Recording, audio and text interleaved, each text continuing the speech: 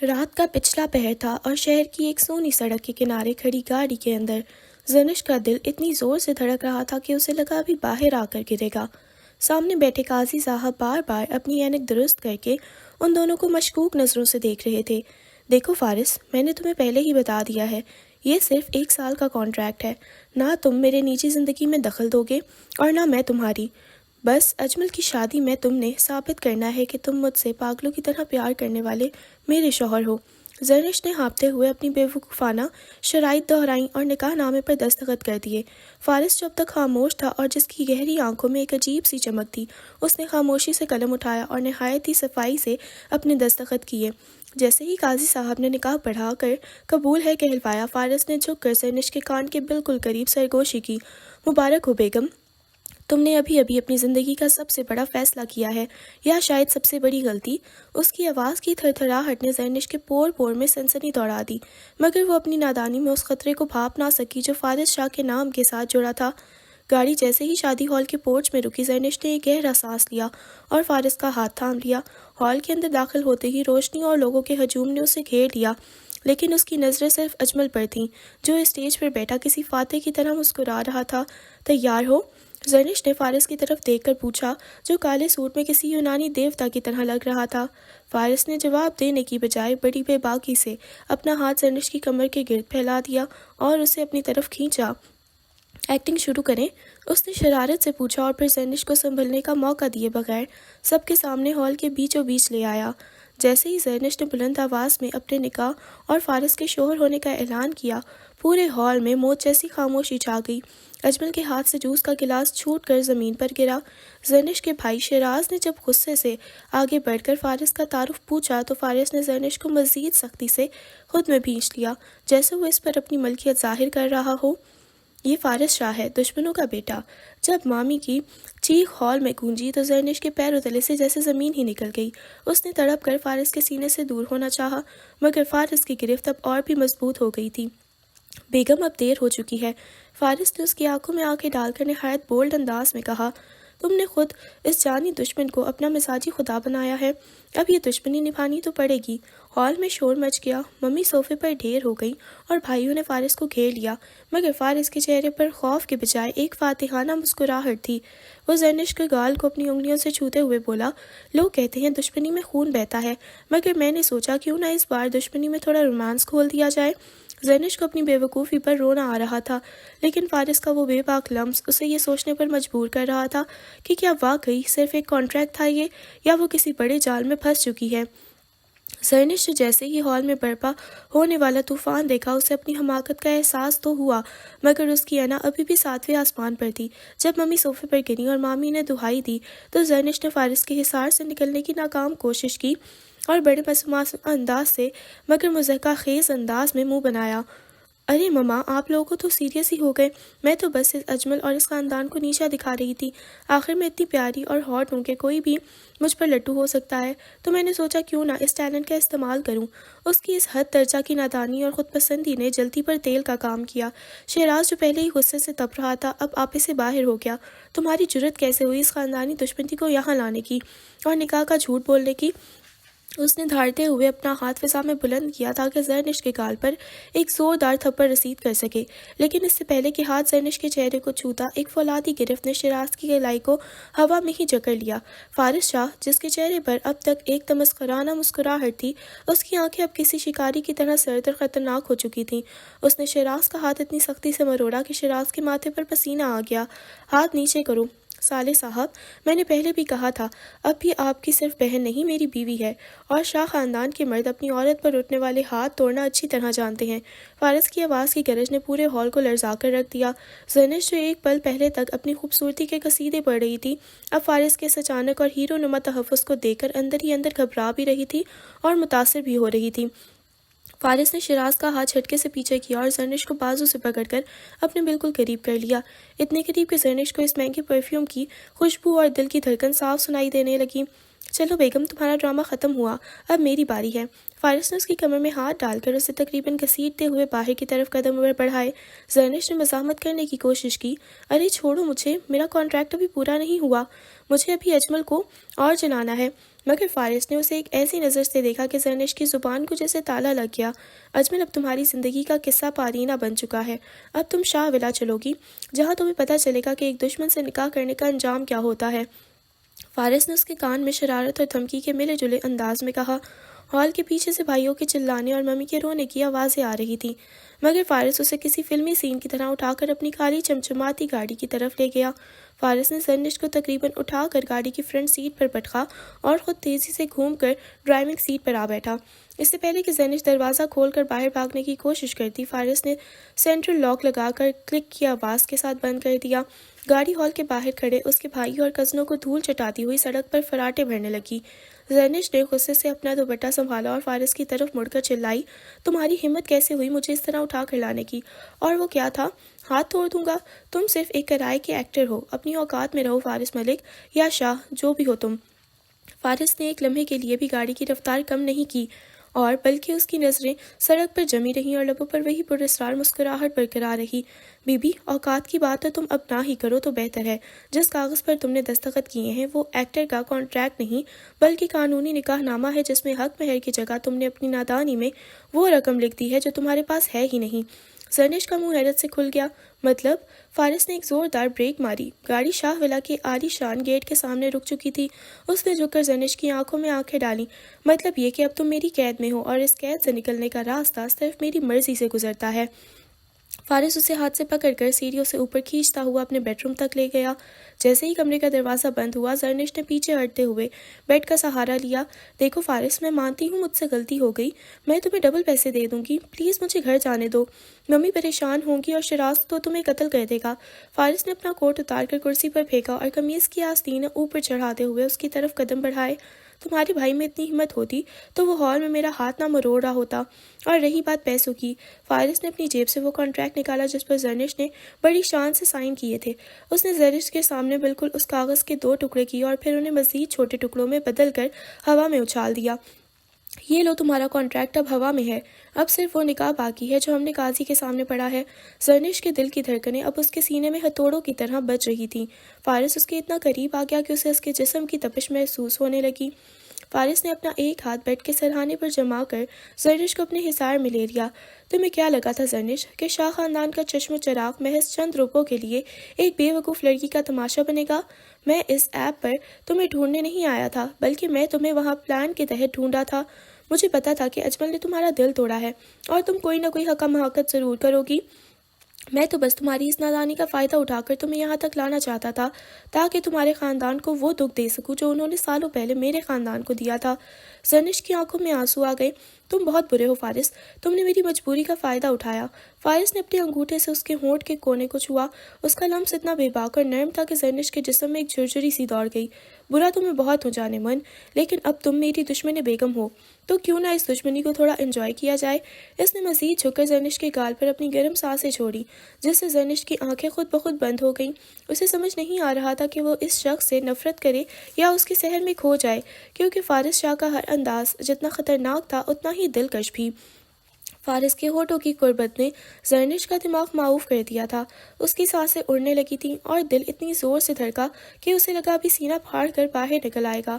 فارس نے اپنی آنکھوں میں ایک گہری شرارت لی، اس کی طرف دیکھا۔ کیا ہوا میری بیگم؟ پہلی بار کسی مرد کا اتنا قریب آنا تمہیں بے چین کر گیا؟ اس کی آواز میں گہرا رومان تھا جو زرنش کے اندر تک اتر گیا۔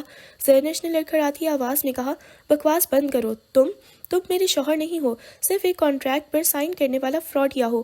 فارس نے ایک زوردار کہکہا لگایا جو اس کے پورے وجود سے گونج رہا تھا۔ فراڈیا تو نہیں، البتہ ہاں، اب میں تمہیں اپنی ہر چیز کے لیے مجبور ضرور کروں گا۔ اور رہی بات شوہر ہونے کی، تو آج تمہارے سارے خاندان نے تمہیں میرے نام سے ہی پکارا ہے۔ اس نے اپنا ہاتھ آہستہ سے زرنش کی گردن پر رکھا۔ اس کا لمس برف کے شعلے کی طرح تھا، ایک سنسنی سی تھی جو ٹھنڈی بھی تھی اور گرم بھی۔ زرنش نے اس کا ہاتھ ہٹانے کی کوشش کی، مگر اس کا لمس اتنا مضبوط تھا کہ وہ اپنی جگہ سے ہل بھی نہ سکی۔ دیکھو فارس، میں ایسی لڑکی نہیں ہوں جو کسی کے ہاتھ آتے ہی پگھل جائے۔ میں بہت مشکل سے کنٹرول ہوتی ہوں، اور میرا پیار تو بالکل بھی نہیں ملتا۔ اس کی آواز میں غصہ کم اور گھبراہٹ زیادہ تھی۔ فارس نے اس کی بات پر دوبارہ ہنسا اور اپنے دوسرے ہاتھ سے زرنش کے بکھرے ہوئے بالوں کو ہٹا کر اس کے کان کے پیچھے کیا۔ مجھے پتا ہے تم بہت خاص ہو، میری دشمن جاں، اسی لیے تو تمہیں اس طرح اپنے پاس لایا ہوں. مجھے تمہارا پگھلنا نہیں بلکہ تمہاری مزاحمت توڑنی ہے. اس نے جھک کر زرنش کے گال پر ایک ہلکا سا بوسہ دیا جو بجلی کی ایک لہر کی طرح زرنش کے پورے وجود میں دوڑ گیا. زرنش کی آنکھوں میں اتنے آنسو بھر آئے تھے مگر اس کی ہونٹوں پر ایک عجیب سی مسکراہٹ بھی آ گئی. تمہیں کیا لگتا ہے تم مجھے ایک بوسہ دے کر قائل کر لو گے؟ میں اتنی سستی نہیں ہوں، اس نے روٹتے ہوئے کہا، جس پر فارس کو مزید ہنسی آ گئی. سستی؟ تم تو میری سب سے مہنگی غلطی ہو اور اب اس غلطی کو بھی پوری طرح سے ٹھیک کروں گا. فارس نے اپنی آنکھوں میں ایک گہرا سا بدل لیے اسے دیکھا. مجھے پتا ہے تم ابھی بھی مجھے نفرت کرتی ہو، لیکن دیکھ رہا میں تمہیں اس نفرت میں بھی پیار کرنا سکھا دوں گا. اس نے اس کے چہرے کو اپنے دونوں ہاتھوں میں تھاما اور اس کی طرف مزید جھکا. اس کی آنکھوں کی گہرائیوں میں کچھ ایسا تھا جو زرنش کو اپنی طرف کھینچ رہا تھا، ایک ایسی مقناطیسی کشش جس سے بچنا اب اس کے بس میں نہیں تھا. اور ہاں، تم نے کہا تھا نا کہ میں تمہارے پیار کے لائق نہیں، تو یہ میرا پہلا قدم ہے تمہارا پیار حاصل کرنے کے لیے. فارس نے آہستہ آہستہ اپنے ہونٹ زرنش کے ہونٹوں کے قریب کیے. اس کے دل کی دھڑکنیں اس کی سماعتوں میں گونجنے لگیں. زرنش کو لگا کہ وہ سانس لینا بھول گئی ہے. وہ ایک طرف مزاحمت کرنا چاہتی تھی مگر دوسری طرف اس کا دل کسی نامعلوم کشش کی وجہ سے اس کی طرف کھنچا چلا جا رہا تھا. جب فارس کے ہونٹوں نے اس کے ہونٹوں کو چھوا تو ایک میٹھی سی آگ زرنش کے پورے وجود میں پھیل گئی. یہ ایک ہلکا سا لمس تھا لیکن اتنا گہرا کہ زرنش کی آنکھیں خود بخود بند ہو گئیں. اسے لگا کہ وہ کسی اور ہی دنیا میں پہنچ گئی ہے. جب فارس نے اپنے ہونٹ ہٹائے تو زرنش نے ہانپتے ہوئے اپنی آنکھیں کھولیں. اس کا چہرہ سرخ ہو چکا تھا اور وہ خود کو دنیا کی سب سے بے وقوف اور سب سے خوش قسمت لڑکی محسوس کر رہی تھی. دیکھو، میرا مطلب یہ نہیں تھا کہ تم مجھے بوسہ دو، زرنش نے شرمندگی سے منہ بناتے ہوئے کہا. یہ کانٹریکٹ میں نہیں لکھا تھا. اب تم نے کیا کیا ہے تو تمہیں اس کی قیمت ادا کرنی پڑے گی. فارس نے سر ہلایا. اس کے ہونٹوں پر اب بھی ہلکی سی مسکراہٹ تھی. ضرور بیگم، اب ساری عمر تمہیں یہ قیمت ادا کرنی پڑے گی، اس نے معنی خیز انداز میں کہا اور پھر پلٹ کر کمرے سے باہر نکل گیا. زرنش کو اس کی بے وقوفیوں اور بے پناہ رومانیت کے بھنور میں اکیلا چھوڑ دیا. زرنش کو لگا کہ اس نے اپنے ہی ہاتھوں سے خود کو ایک ایسے خوبصورت جال میں پھنسا لیا ہے جہاں سے نکلنے کی اسے شاید اب خواہش بھی نہ ہوگی. اگلی صبح جب سورج کی پہلی کرن نے شاہ ولا کے عالی شان کمرے میں قدم رکھا تو زرنش کی آنکھ کھلی. ایک لمحے کے لیے تو وہ بھول ہی گئی تھی کہ وہ کہاں ہے، لیکن جیسے ہی اس کی نظر بکھرے ہوئے کانٹریکٹ کے ٹکڑوں پر پڑی اسے رات کا سارا رومانوی حادثہ یاد آ گیا. اس نے جلدی سے اپنے گال چھوئے جو ابھی فارس کے لمس سے تپ رہے تھے. یا اللہ، میں کتنی بڑی بے وقوف ہوں، اس نے مجھے کس کیا اور میں پگھل گئی. نہیں زرنش، ہوش کے ناخن لو، یہ تمہارا دشمن ہے، اس نے تمہیں اغوا کیا ہے. اس نے خود کو ڈانٹا اور بستر سے چھلانگ لگا کر نیچے اتری. اس نے دبے پاؤں دروازے کی طرف قدم بڑھائے، اپنا دوپٹہ سر پر ایسے لپیٹا جیسے کوئی ننجا مشن پر جا رہی ہو. بس اب یہاں سے بھاگنا ہے، اس سے پہلے کہ وہ جلاد دوبارہ آ کر مجھے اپنی باتوں میں پھنسائے. وہ سیڑھیاں اتر کر لاؤنج میں پہنچی جہاں خاموشی کا راج تھا. اسے لگا کہ قسمت اس کا ساتھ دے رہی ہے، لیکن جیسے ہی وہ مین گیٹ کے پاس پہنچی پیچھے سے ایک بھاری اور جانی پہچانی آواز آئی. اتنی صبح صبح کہاں کی تیاری ہے بیگم؟ ناشتہ تو کر لیتی. سنا ہے خالی پیٹ بھاگنے سے بلڈ پریشر لو ہو جاتا ہے. زرنش اچھل کر پلٹی. فارس لاؤنج کے صوفے پر بیٹھا اخبار پڑھ رہا تھا. سفید شلوار قمیص میں وہ اتنا ڈیشنگ لگ رہا تھا کہ ایک لمحے کو زرنش پھر سے اپنے ارادے بھولنے لگی، مگر اس نے فوراً تڑق کر جواب دیا. میں بھاگ نہیں رہی، میں تو بس ہوا خوری کے لیے باہر جا رہی تھی. اور تم نے مجھے روکا کیوں؟ کیا اب میں سانس بھی تمہاری مرضی سے لوں گی؟ فارس نے ایک اخبار کی طرف دیکھا اور اٹھ کر اس کے قریب آیا. اس کی آنکھوں میں وہی شرارت تھی جس سے زرنش کو ڈر لگتا تھا. سانس تو بے شک اپنی مرضی سے لوگی مگر قدم میری مرضی کے بغیر نہیں اٹھیں گے. تم بھول رہی ہو پورا شاہ ولا گارڈ سے بھرا ہوا ہے. تم گیٹ تک پہنچو گی تو وہ تمہیں بڑے صاحب کی دلہن سمجھ کر واپس یہاں چھوڑ آئیں گے. زرنش نے غصے سے پاؤں پٹکا. یہ تو سراسر بدماشی ہے، تم مجھے یہاں قید نہیں کر سکتے. فارس اس کے بالکل سامنے آ کر رک گیا. اس کا قد اتنا لمبا تھا کہ زرنش کو اس کی طرف دیکھنے کے لیے اپنی گردن پوری پیچھے کرنی پڑتی. اچھا چلو، تمہیں ایک موقع دیتا ہوں. اگر تم یہاں سے جانا چاہتی ہو تو میری ایک شرط ماننی پڑے گی. زرنش کی آنکھوں میں چمک آ گئی. کیسی شرط؟ فارس نے جھک کر اس کے ماتھے پر اپنی انگلیاں پھیری اور بولا. شرط یہ ہے کہ تم اگلے 1 گھنٹے تک باورچی خانے میں جا کر میرے لیے پراٹھے بناؤ، اور اگر تمہارے ہاتھ کے پراٹھے کھا کر میں زندہ بچ گیا اور مجھے ذائقہ پسند آ گیا تو میں خود تمہیں تمہارے گھر چھوڑ آؤں گا. زرنش نے حیرت سے اسے دیکھا. بس اتنی سی بات؟ تمہیں نہیں پتا میں ماسٹر شیف ہوں؟ حالانکہ اسے انڈا ابالنا بھی مشکل سے آتا تھا. ٹھیک ہے تو پھر بسم اللہ کرو، فارس نے راستہ دیتے ہوئے کہا. آدھے گھنٹے بعد باورچی خانے سے دھوئیں کے بادل اٹھ رہے تھے اور زرنش کا برا حال تھا. اس نے پیڑے کو بیلنے کی کوشش کی تو وہ انڈیا کے نقشے کی بجائے کسی عجیب و غریب خلائی مخلوق کی شکل اختیار کر گیا. آٹا اس کے ناک پر لگا ہوا تھا اور بال بکھرے ہوئے تھے. فارس کچن کے دروازے پر ٹیک لگا کر یہ تماشا دیکھ رہا تھا اور اپنی ہنسی ضبط کرنے کی کوشش میں لگا ہوا تھا۔ زرنش، یہ تم پراٹھا بنا رہی ہو یا ایٹمی دھماکے کی تیاری کر رہی ہو؟ فارس نے ہنستے ہوئے پوچھا۔ زرنش نے آٹے سے بھرے ہاتھ اس کی طرف لہرائے۔ تم چپ رہو، یہ ماڈرن آرٹ ہے، پراٹھا ہے، ذائقہ دیکھنا تم بس۔ اس نے جیسے ہی پراٹھے توے پر ڈالا، ایک دم سے آگ بھڑک اٹھی۔ زرنش ڈر کر پیچھے ہٹی اور سیدھا فارس کے سینے سے جا ٹکرائی۔ فارس نے فوراً اسے اپنی باہوں میں بھر لیا اور چولہا بند کیا۔ بے وقوف لڑکی، تم تو خود کو جلا لوگی۔ اس نے نہایت پیار سے زرنش کے چہرے سے آٹا صاف کیا۔ اس کا ہاتھ زرنش کے گال پر ٹھہر گیا اور کچن کی تپش کے درمیان ایک بار پھر وہی رومانوی خاموشی چھا گئی۔ زرنش کی نادانی اور فارس کا بے باک انداز ایک دوسرے میں مدغم ہو رہے تھے۔ تم سچ میں بہت بے وقوف ہو، فارس نے دھیمے سے کہا۔ اس کی نظریں زرنش کے ہونٹوں پر تھیں۔ اور تم سچ میں بہت چالاک ہو، زرنش نے ہانپتے ہوئے جواب دیا، مگر اس بار اس نے پیچھے ہٹنے کی کوشش نہیں کی۔ فارس نے زرنش کو کچن کے کاؤنٹر اور اپنے مضبوط وجود کے درمیان مسحور کر لیا۔ زرنش کے دل کی دھڑکنیں اس وقت توا پر تڑپتے اس ادھورے پراٹھے سے بھی زیادہ تیز تھیں۔ فارس کی نظریں زرنش کے آٹے سے بھرے ناک اور اس کی بڑی بڑی حیرت زدہ آنکھوں پر جمی تھیں۔ اچانک باہر گاڑیوں کے رکنے اور شور و غل کی آوازیں آنے لگیں۔ ساتھ ہی پولیس کے سائرن کی آواز نے خاموشی فضا کو چیر دیا۔ لگتا ہے تمہارے بھائی کو تم سے زیادہ اپنی انا کی فکر ہے، وہ پولیس لے کر آ پہنچا ہے، فارس نے نہایت ہی سکون سے کہا، مگر اس کی آواز میں ایک عجیب سی گہرائی تھی۔ زرنش نے خوشی سے اچھلنا چاہا۔ ہاں ہاں، اب آئے گا نا اونٹ پہاڑ کے نیچے، اب تم جاؤ گے جیل اور میں جاؤں گی اپنے گھر۔ فارس نے اس کے دونوں ہاتھ پکڑ کر کاؤنٹر پر ٹکائے اور اس کے چہرے کے اتنا قریب ہوا کہ زرنش کو اپنی پل کے جھپکانا بھی بھاری لگنے لگا۔ اتنی جلدی خوش نہ ہو بیگم، اب میری بات غور سے سنو، کیونکہ تمہارا ایک غلط جملہ تمہارے بھائی کی زندگی برباد کر سکتا ہے۔ باہر پولیس ہے اور تمہارا بھائی شیراز، جو شاید جوش انتقام میں مجھ پر گولی چلانے سے بھی گریز نہ کرے، لیکن یاد رکھو یہ شاہ ولا ہے، یہاں کی دیواریں بھی میری اجازت کے بغیر نہیں ہلتی۔ زرنش کی مسکراہٹ غائب ہو گئی۔ تم کیا کہنا چاہتے ہو؟ فارس نے اس کی گردن کے پاس جھک کر سرگوشی کی، جس سے زرنش کے پورے وجود میں سنسنی دوڑ گئی۔ باہر جاؤ گی تو پولیس تم سے پوچھے گی کہ کیا تم یہاں اپنی مرضی سے آئی ہو؟ تمہیں صرف ایک جھوٹ بولنا ہے، یا شاید سچ۔ تمہیں کہنا ہوگا کہ تم مجھ سے محبت کرتی ہو، یہ نکاح تمہاری مرضی سے ہوا ہے اور تم یہاں اپنی خوشی سے رہ رہی ہو۔ اگر تم نے ذرا بھی زبان پھسلائی اور اغوا کا نام لیا تو میرے گارڈز اور تمہارے بھائی کے درمیان ہونے والی فائرنگ کا ذمہ دار کون ہوگا؟ کیا تم چاہتی ہو کہ تمہارے بھائی کی لاش یہاں سے اٹھے؟ زرنش کا رنگ فک پڑ گیا۔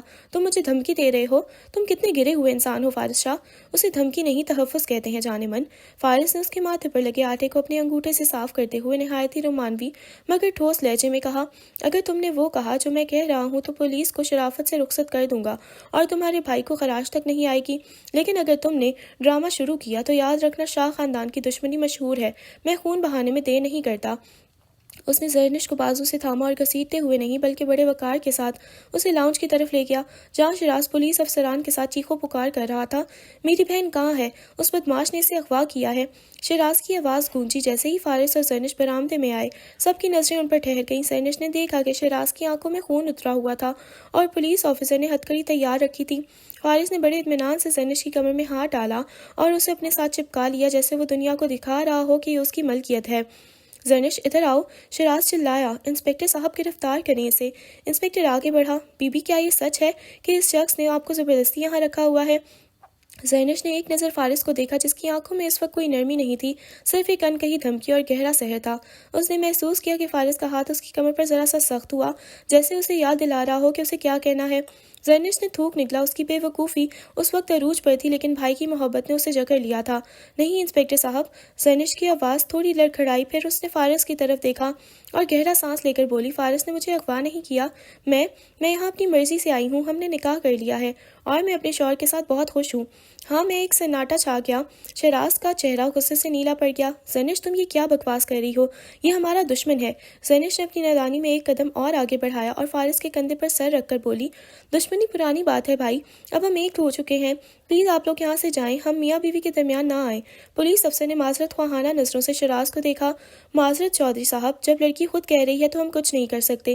جیسے ہی پولیس اور شیراز ناکام ہو کر وہاں سے نکلے، فارس نے زرنش کو چھوڑا نہیں بلکہ اسے اپنی طرف گھما کر دیوار سے لگا دیا۔ واہ بیگم، تم تو کمال کی اداکارہ نکلی، بہت خوش ہوں۔ یہ جملہ تو میرے دل کو لگ گیا۔ زرنش نے اسے دھکا دینے کی کوشش کی۔ خوش فہمی میں مت رہو، یہ سب صرف شیراز کی جان بچانے کے لیے تھا۔ اب مجھے چھوڑو، مجھے تم سے گھن آ رہی ہے۔ فارس نے اس کے دونوں ہاتھ اس کے سر کے اوپر دیوار سے مسلوب کر دیے اور اس کے چہرے کے اتنا قریب آیا کہ ان کی ناک آپس میں ٹکرانے لگی۔ گھن آ رہی ہے؟ پر تمہاری آنکھیں تو کچھ اور ہی کہہ رہی ہیں۔ زرنش، ابھی جو تم نے سب کے سامنے اقرار کیا ہے، اب اسے سچ ثابت کرنے کا وقت آ گیا ہے۔ اس نے شرارت سے اس کے کان کی لو کو چھوا۔ اب تو تم نے پولیس کو بھی گواہ بنا دیا ہے، اب اس گھر سے تمہارا جنازہ ہی نکلے گا یا پھر شاہ خاندان کا وارث۔ زرنش کی زبان گنگ ہو گئی۔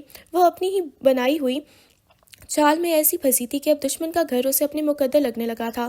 پولیس اور شیراز کے جانے کے بعد شاہ ولا میں ایک ایسی خاموشی چھا گئی جیسے طوفان کے گزرنے کے بعد سمندر پر سکون ہو جاتا ہے، مگر زرنش کے اندر ایک نیا طوفان سر اٹھا رہا تھا۔ فارس نے ابھی تک اسے دیوار سے لگا رکھا تھا، اس کی گرفت اتنی ہی مضبوط تھی جتنی اس کی نظریں۔ ہٹو، اب تماشا ختم ہوا، زرنش نے ہانپتے ہوئے کہا۔ اس کا چہرہ اب بھی غصے اور شرمندگی سے تمتما رہا تھا۔ فارس کے لبوں پر ایک فاتحانہ مسکراہٹ آئی۔ تماشا؟ بیگم، تماشا تو اب شروع ہوگا۔ تم نے ابھی سب کے سامنے اعتراف کیا ہے کہ تم مجھ سے محبت کرتی ہو اور یہاں اپنی مرضی سے رہ رہی ہو۔ اب میں تمہیں اتنی آسانی سے اس مرضی سے پیچھے نہیں ہٹنے دوں گا۔ اس نے زرنش کو آزاد کیا، مگر صرف اتنا کہ وہ خود کو سنبھال سکے، پھر اچانک اسے گود میں اٹھا لیا۔ اس نے زرنش کو آزاد کیا مگر صرف اتنا کہ وہ خود کو سنبھال سکے، پھر اچانک اسے گود میں اٹھا لیا۔ فارس، یہ کیا بدتمیزی ہے؟ نیچے اتارو مجھے، میں شور مچا دوں گی۔ زرنش کے ہاتھ پاؤں پھول گئے۔ اس نے فارس کے کندھے پر مکے مارنے شروع کیے۔ شور مچاؤ گی؟ پولیس کو بلاؤ گی؟ تو ابھی یہاں سے ہو کر گئی ہے۔ فارس اسے اٹھائے سیڑھیوں کی طرف بڑھنے لگا۔ آج سے تم اس کمرے میں بند رہو گی، بلکہ آج سے تم اس گھر کی اصلی ملکہ بن کر دکھاؤ گی۔ چونکہ تم نے کہا ہے کہ تم بہت خوش ہو، تو چلو اب اس خوشی کا ثبوت دو۔ آج سے تم میری پرسنل سیکریٹری، شیف اور جو میں کہوں گا وہ بنو گی۔ اس نے زرنش کو لاؤنج کے بڑے صوفے پر بڑے آرام سے پٹکا اور خود اس کے سامنے میز پر بیٹھ گیا۔ تمہاری پہلی ڈیوٹی، میرے بوٹ اتارو۔ زرنش کی آنکھیں پھٹی کی پھٹی رہ گئیں۔ کیا؟ میں تمہارے جوتے اتاروں؟ تمہارا دماغ تو ٹھیک ہے؟ میں چودھریوں کی بیٹی ہوں، نوکرانی نہیں۔ فارس نے سکون سے اپنی ٹانگیں میز پر پھیلائیں اور اپنی قمیض کے اوپر والے بٹن کھول دیے۔ اس کی کثرتی بدن کی جھلک دیکھ کر زرنش کا جملہ ادھورا رہ گیا۔ چودھری صاحبہ، یاد دلاتا چلوں کہ آپ نے پولیس کے سامنے کیا کہا تھا۔ اگر آپ میری بات نہیں مانیں گی تو میں ابھی فون کر کے انسپکٹر کو بتا دوں گا کہ آپ نے جھوٹ بولا تھا اور پھر شیراز پر پولیس کو گمراہ کرنے کا کیس بنے گا۔ اب فیصلہ تمہارا ہے۔ زرنش نے دانت پیستے ہوئے بڑبڑاتے ہوئے فارس کے جوتوں کے تسمے کھولنے شروع کیے۔ ظالم انسان، جلاد، کاش میں نے اس دن وہ ایپ ہی ڈیلیٹ کر دی ہوتی۔ فارس نے جھک کر اس کے بکھرے ہوئے بالوں کو چھوا۔ بیگم، اگر تسمے کھولتے ہوئے تھوڑی محبت کا اظہار بھی کر دو تو برا نہیں لگے گا، آخر ہم نو مولود جوڑا ہے نا۔ زرنش نے ایک تسمہ اتنی زور سے کھینچا کہ فارس کو ہلکا سا جھٹکا لگا۔ یہ لو تمہاری محبت، اور کچھ؟ فارس نے اسے بازو سے پکڑ کر اچانک اوپر کھینچا، یہاں تک کہ وہ اس کی گود میں آ گری۔ زرنش کا سانس رک گیا۔ فارس کی آنکھیں اب مذاق نہیں کر رہی تھیں۔ اس نے زرنش کی ٹھوڑی کو اپنی انگلی سے اوپر اٹھایا۔ تم جتنی نادانی دکھاتی ہو اتنی ہی مجھے تم پر پیار آتا ہے، لیکن یاد رکھنا زرنش، میں تمہیں یہاں صرف بدلہ لینے کے لیے نہیں لایا۔ تمہاری وہ بے وقوفی جو تم نے اس نکاح نامے پر سائن کر کے کی تھی، وہ میرے لیے قدرت کا اشارہ تھا۔ اس نے زرنش کے ماتھے پر اپنے لب رکھے۔ ایک طویل اور گہرا لمس۔ زرنش کو ایسا لگا جیسے اس کے پیروں کے نیچے سے زمین نکل گئی ہو۔ وہ اسے دھکا دینا چاہتی تھی مگر اس کے ہاتھ فارس کے مضبوط سینے پر جم کر رہ گئے۔ اب جاؤ، فارس نے آہستہ سے چھوڑتے ہوئے سرگوشی کی۔ میرے لیے کافی بنا کر لاؤ، اور ہاں، اس بار کچن جلانے کی ضرورت نہیں، کیونکہ اس بار بچانے کے لیے میں شاید کافی دیر سے آؤں۔ زرنش جیسے ہی کچن کی طرف بھاگی، اس نے اپنے سینے پر ہاتھ رکھا جہاں دل کسی پاگل گھوڑے کی طرح دوڑ رہا تھا۔ یہ کیا ہو رہا ہے مجھے؟ میں اس دشمن سے نفرت کرتی ہوں۔ ہاں، میں نفرت کرتی ہوں۔ اس نے خود کو یقین دلانے کی کوشش کی مگر اس کے چہرے کی مسکراہٹ کچھ اور ہی کہانی سنا رہی تھی۔ زرنش نے کچن میں قدم رکھتے ہی عہد کیا کہ وہ فارس شاہ کی زندگی اتنی اجیرن کر دے گی کہ وہ خود اسے ہاتھ جوڑ کر گھر چھوڑ کر آئے گا۔ لیکن مسئلہ یہ تھا کہ زرنش جب بھی کچھ بڑا کرنے کا سوچتی، وہ الٹا اس کی اپنی بے وقوفی بن جاتا۔ کافی بنانے کے لیے اس نے مگ نکالا، لیکن اسے لگا کہ دشمن کو صرف کافی پلانا تو مروت ہوگی، اس میں تھوڑا سا ایڈونچر ہونا چاہیے۔ اس نے کافی کے ساتھ کچن کی شیلف پر رکھی ایک بوتل سے 2 چمچ سفید پاؤڈر ڈالا۔ اسے لگا یہ نمک ہے اور فارس کا بلڈ پریشر ہائی ہو جائے گا، لیکن جیسے ہی اس نے گرم پانی ڈالا مگر مگ سے جھاگ ابل کر باہر آنے لگا۔ وہ نمک نہیں بلکہ کپڑے دھونے والا سرف تھا۔ او مائی گاڈ، یہ تو جادوئی کافی بن گئی۔ زرنش نے اپنی بے وقوفی پر فخر کرتے ہوئے جھاگ کو چمچ سے دبایا اور وہی مگ لے کر لاؤنج میں پہنچ گئی۔ فارس لیپ ٹاپ پر کسی ضروری میٹنگ میں مصروف تھا۔ جب زرنش نے بڑے سٹائل سے مگ اس کے سامنے رکھا یہ لیں، خاص طور پر آپ کے لیے بنائی ہے۔ فارس نے ایک نظر مگ کو دیکھا جس کے اوپر صابن کے بلبلے ابھی بھی ناچ رہے تھے۔ زینش، اس کافی سے خوشبو لیمن مکس کی کیوں آ رہی ہے؟ وہ ایکچولی اٹالین کافی ہے نا، اس میں سٹرس فلیور ہوتا ہے۔ زینش نے پلکیں چپکاتے ہوئے جھوٹ بولا کہ فارس کا سارا سر چکرا گیا۔ اس نے اسے ایک گھونٹ بھرنے کے لیے مگ اٹھایا ہی تھا کہ زینش کی اپنی ہنسی نکل گئی اور وہ اسے روکنے کے لیے صوفے پر گری تو اس کا پاؤں میز سے ٹکرایا۔ میز پر رکھی فارس کی 3 کروڑ کی گھڑی اور کافی کا مگ دونوں الٹ گئے۔ مگ کا سارا جھاگ فارس کے سفید سوٹ پر تھا اور قیمتی گھڑی صابن کے پانی میں نہا رہی تھی۔ فارس نے آنکھیں بند کر کے گہرا سانس لیا۔ زینش، تم نے میرے کپڑوں پر سرف گرایا ہے؟ ارے تو کیا ہوا، سرف ہی تو ہے اور صاف ہو گئے ہیں یہ تو، اب آپ لانڈری کے پیسے نہیں دینے پڑیں گے۔ تھینک یو بولو مجھے۔ اس نے معصومیت کی انتہا کر دی۔ فارس غش کھا کر وہیں صوفے کی پشت سے لگ گیا۔ ابھی یہ تماشا ختم نہیں ہوا تھا کہ زرنش کو لگا کہ اسے گھر کی صفائی میں ہاتھ بٹانا چاہیے تاکہ وہ آئیڈیل بیوی لگے۔ اس نے ویکیوم کلینر اٹھایا لیکن اسے چلانا نہیں آتا تھا۔ اس نے سارے بٹن ایک ساتھ دبا دیے۔ مشین نے ایک ایسی خطرناک آواز نکالی جیسے کوئی راکٹ لانچ ہونے لگا ہو۔ ویکیوم کلینر نے فرش صاف کرنے کی بجائے فارس کے کمرے کے قیمتی پردے کھینچنے شروع کر دیے۔ فارس، بچاؤ، یہ مشین پردے کھا رہی ہے۔ زرنش نے چیختے ہوئے ویکیوم کلینر کو پیچھے کھینچا جس کے نتیجے میں وہ خود پھسل کر فارس کے اوپر گری جو ابھی صوفے سے اٹھنے کی کوشش ہی کر رہا تھا۔ دونوں صوفے پر اس پوزیشن میں تھے کہ زرنش فارس کے بالکل اوپر تھی اور ویکیوم کلینر کا پائپ ان کے درمیان پھنسا ہوا غرا رہا تھا۔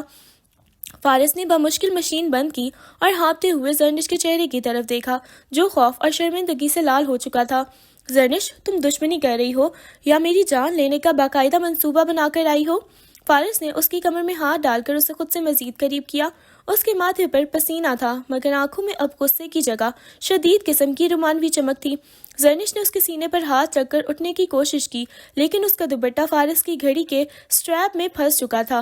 میں تو بس مدد کر رہی تھی، تم اتنے بدتمیز ہو کہ میری محنت کی قدر ہی نہیں کرتے۔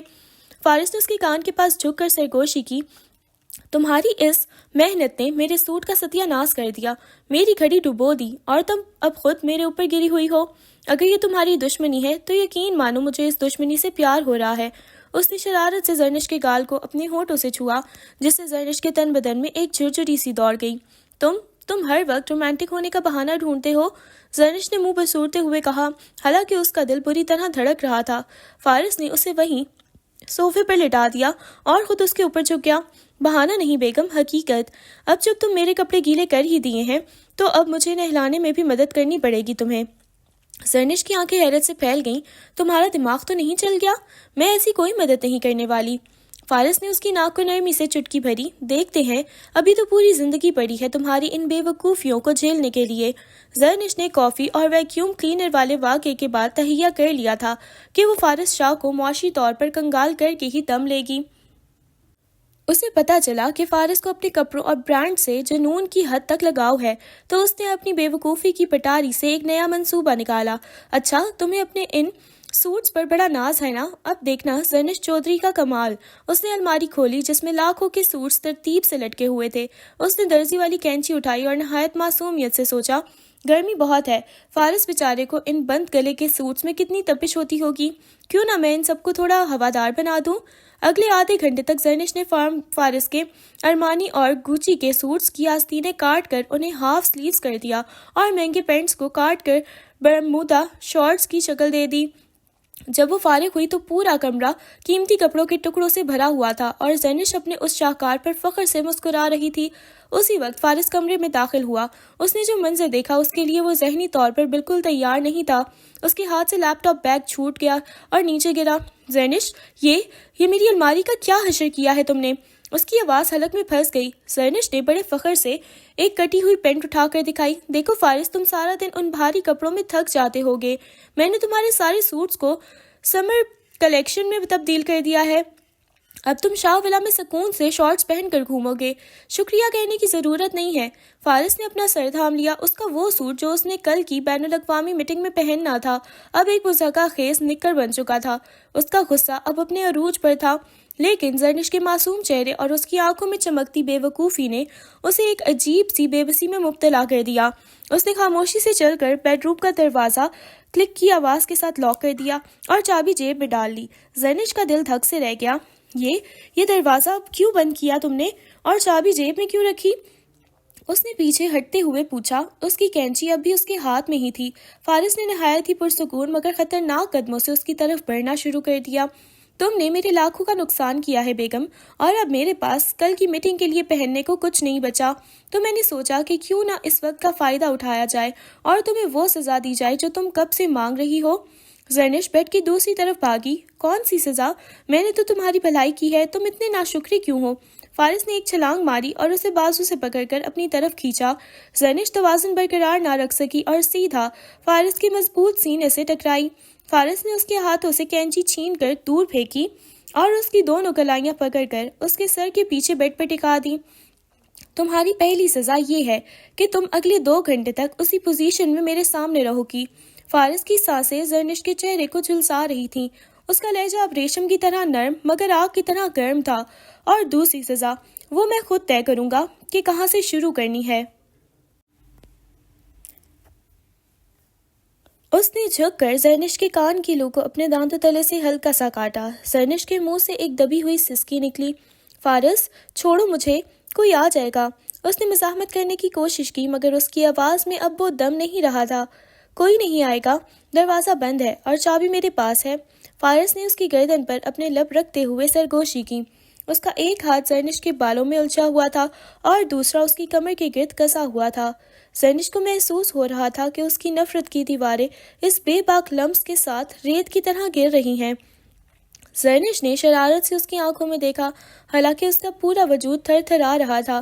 تم سچ میں بہت بڑے بدماش ہو، دشمنی ایسے نبھائی جاتی ہے؟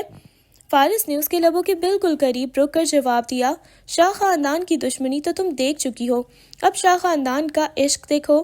اس نے زرنش کو سنبھلنے کا موقع دیے بغیر اسے ایک طویل اور پرجوش بوسے میں قید کر لیا۔ کمرے میں پھیلے ہوئے کٹے ہوئے کپڑوں کے درمیان وہ دونوں ایک ایسی دنیا میں پہنچ گئے جہاں نہ کوئی دشمنی تھی اور نہ ہی کوئی کانٹریکٹ۔ زرنش کی بے وقوفی نے اسے ایک ایسے رومانوی جال میں پھنسا دیا تھا جہاں سزا بھی اسے اب انعام لگنے لگی تھی۔ رات کی سیاہی شاہ ولا کے در و دیوار پر چھائی ہوئی تھی، لیکن کمرے کے اندر کا ماحول تناؤ اور جذبات کی شدت سے بوجھل تھا۔ فارس کھڑکی کے پاس کھڑا باہر کھپ اندھیرے کو دیکھ رہا تھا۔ اس کا چہرہ جو ہمیشہ فاتحانہ مسکراہٹ سے سجا رہتا تھا، آج کرب اور اداسی کی داستان سنا رہا تھا۔ زرنش، جو اب تک اس کی چھوٹی چھوٹی باتوں پر لڑتی تھی، فارس کی خاموشی دیکھ کر سہم سی گئی۔ فارس، تم ٹھیک تو ہو؟ زرنش نے دھیمے سے اس کے شانے پر ہاتھ رکھا۔ فارس نے ایک سرد آہ بھری اور مڑ کر زرنش کی آنکھوں میں دیکھا، جہاں اب دشمنی نہیں بلکہ تشویش تھی۔ زرنش، تمہیں پتہ ہے میں تمہیں اس گھر میں کیوں لایا تھا؟ کیوں میں نے اس ایپ پر تمہارا پیچھا کیا اور کیوں اس نکاح کے ڈرامے کو حقیقت میں بدلا؟ اس کی آواز میں ایک ایسی لرزش تھی جو زرنش نے پہلے کبھی نہیں سنی تھی۔ زرنش خاموش رہی۔ فارس نے ایک پرانی جلی ہوئی تصویر الماری سے نکالی اور اسے تھما دی۔ زرنش، آج سے 15 سال پہلے تمہارے تایا اور میرے والد کے درمیان زمین کا ایک معمولی جھگڑا ہوا تھا۔ تمہارے خاندان نے اپنی انا کی خاطر میرے گھر کو آگ لگوائی تھی۔ اس رات میں نے اپنی ماں، اپنے چھوٹے بھائی اور اپنے باپ کو اپنی آنکھوں کے سامنے اس آگ میں جھلستے دیکھا تھا۔ میں اکیلا بچا تھا زرنش، صرف ایک مقصد کے ساتھ، بدلہ۔ زرنش کے پیروں تلے سے زمین نکل گئی۔ اسے بچپن کی وہ دھندلی سی یاد آئی جب اس کے گھر میں بڑی خاموشی سے کچھ حادثے کی باتیں ہوئی تھی۔ فارس، مجھے نہیں پتا تھا کہ میرے اپنوں نے اتنا بڑا گناہ کیا ہے۔ اس کی آنکھوں سے آنسو بہنے لگے۔ میرا پلان سادہ تھا۔ فارس اس کے مزید قریب آیا۔ اس کی آنکھیں سرخی مائل تھیں۔ میں تمہارے خاندان کی سب سے چہیتی اور معصوم بیٹی کو اپنی زندگی میں شامل کر کے اسے تڑپانا چاہتا تھا۔ میں چاہتا تھا کہ تم مجھ سے محبت کرو اور پھر میں تمہیں ٹھکرا دوں تاکہ تمہارے بھائی اور ماں اسی کرب سے گزریں جس سے میں گزرا ہوں۔ میں نے تمہیں یہاں قید کیا، تمہیں ذلیل کرنے کی کوشش کی، تمہارے بھائی کو پولیس کے ذریعے ڈرایا، لیکن فارس نے زرنش کا چہرہ اپنے دونوں ہاتھوں کے پیالے میں تھام لیا۔ اس کا لمس آج دکھ اور محبت کا امتزاج تھا۔ لیکن میں ہار گیا زرنش، تمہاری یہ معصومیت، تمہاری یہ نادانیاں اور تمہاری یہ بے وقوفیاں، انہوں نے میرے انتقام کی آگ کو بجھا دیا۔ میں تمہیں تکلیف دینا چاہتا تھا مگر جب بھی تمہیں روتے دیکھتا تو میرا اپنا دل کٹتا تھا۔ میں نے سوچا تھا کہ تم سے نفرت کروں گا مگر تم سے محبت کر بیٹھا۔ زرنش ہچکیاں لے کر رونے لگی۔ تو کیا اب تم مجھے چھوڑ دو گے؟ کیا ہماری یہ دشمنی ہمیں الگ کر دے گی؟ فارس نے اس کے ماتھے پر ایک طویل بوسہ دیا اور اسے اپنے سینے سے لگا لیا۔ نہیں، اب دشمنی ختم ہوئی، میں نے اپنی فیملی کھوئی ہے، میں تمہیں نہیں کھونا چاہتا۔ تمہارے خاندان کے گناہوں کی سزا میں تمہیں نہیں دے سکتا کیونکہ تم میری زندگی بن چکی ہو۔ اب یہ شاہ ولا کوئی خیر خانہ نہیں ہے، تمہارا گھر ہے۔ زینش نے اس کے سینے پر سر رکھ کر سکون کا سانس دیا۔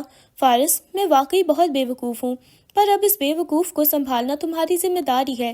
فارس نے اسے شرارت سے دیکھا، حالانکہ اس کی پلکیں ابھی بھی گیلی تھیں۔ وہ تو میں سنبھال ہی رہا ہوں، آخر میرے سارے مہنگے سوٹس کا جو تم نے حشر کیا ہے اس کا جرمانہ بھی تو ابھی تم نے ادا کرنا ہے۔ زینش نے مسکراتے ہوئے اس کے سینے پر ہلکا سا مکہ مارا اور شاہ ولا کی فضا جو کبھی نفرت سے بھری تھی اب ایک نئی شروعات اور لازوال محبت کی گواہ بن گئی۔